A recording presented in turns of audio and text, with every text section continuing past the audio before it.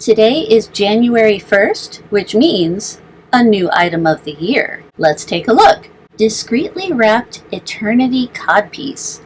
A handy place to store all your favorite gems and jewels and unlock their eternal cosmic power or something.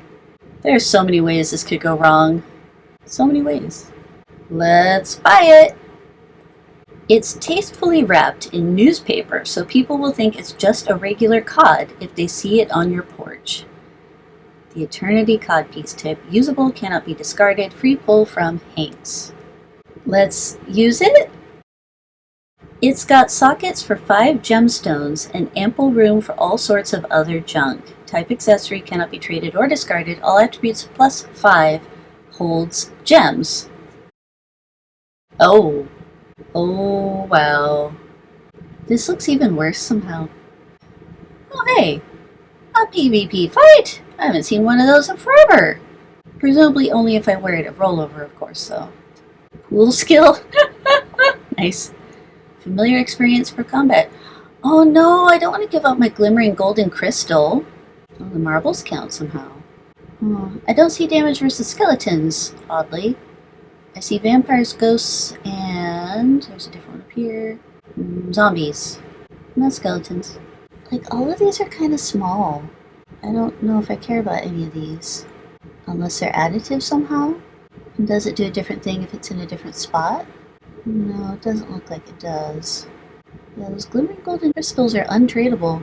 I ain't putting it in there. Wait, what? My Peridot of Peril? No. I paid money for that. What is going on here?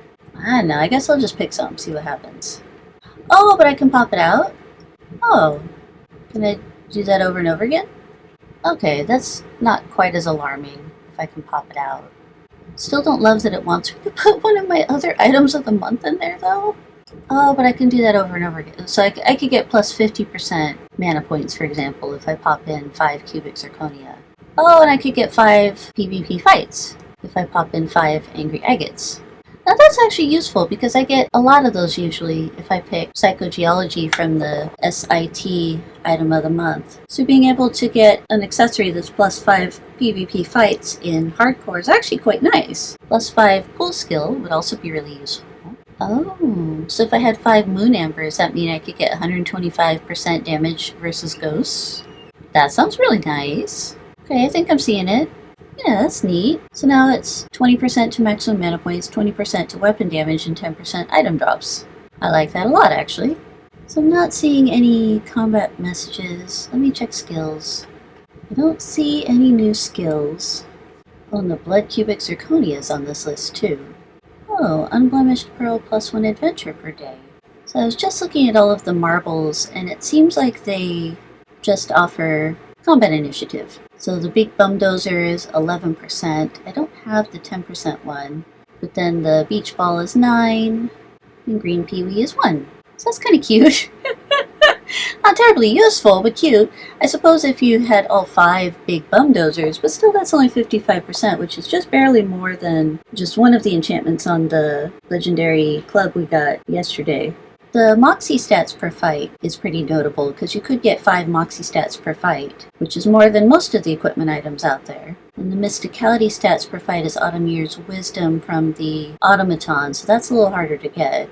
Actually, Rhinestones, I mean, they're cheap in the mall, but they're definitely not available under Standard. I don't actually see a Muscle stat per fight. I wonder what that one is. And I'd really like if it were something other than the untradeable once per account glimmering golden crystal that is plus 1 familiar experience per combat. I would really like that to be something that I could stack. Plus 5 familiar experience per combat would be pretty neat. But no, plus 1 familiar experience per combat. There we go, an alien gemstone is plus 1 muscle stats per fight. Alright, I've done as much searching as I can think to do on the wiki and the internet just for inspiration on different kinds of gemstones. And I found a few new ones, like the plus adventure option for unblemished pearl, and so on, but nothing too crazy, so I think I'm going to stop here. I did learn about some interesting mining events in the past. For example, the ones that gave us straw barrel and kumquats. So that was kind of neat. First impressions. This is a strange one. I am not sure how to use it in a run. right now because of the requirement to get all of these different kinds of crazy gemstones if you want specific effects. Like the Unblemished Pearl, like the idea of getting 5 adventures per day from one accessory in a hardcore run sounds really neat, but how do I get an Unblemished Pearl? I actually haven't looked into that, but I know I didn't have many to start with. I had to go to the mall to find more. So that one probably won't be easy to come by, as opposed to the PvP fights where, because I have that item of the month, that one would be really easy for me to do in a hardcore run. So coincidentally, that's super helpful because there's the numeric season right now for the manual numerology. So I probably will participate in the current PvP season to get that reward. So the Angry Agates are going to be super nice. And I will absolutely use those to get more PvP fights per day. And some of these other effects seem small, but since you can multiply them by 5, so long as you have enough of the relevant gemstone, they could be quite powerful. I'm a little bit bummed that I can't find 25% damage versus skeletons, given that the current Crimbo is all skeleton monsters, but I'll keep looking and I'll search around. It's an item of the year that on first blush, I was kind of unimpressed. All of these effects are quite small.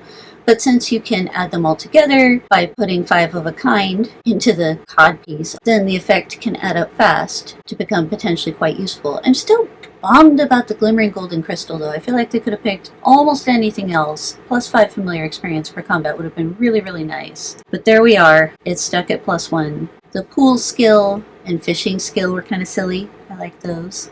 So yeah, I'm going to have fun exploring this and see if it has a place in my Ascensions or Aftercore adventures. Thanks for watching!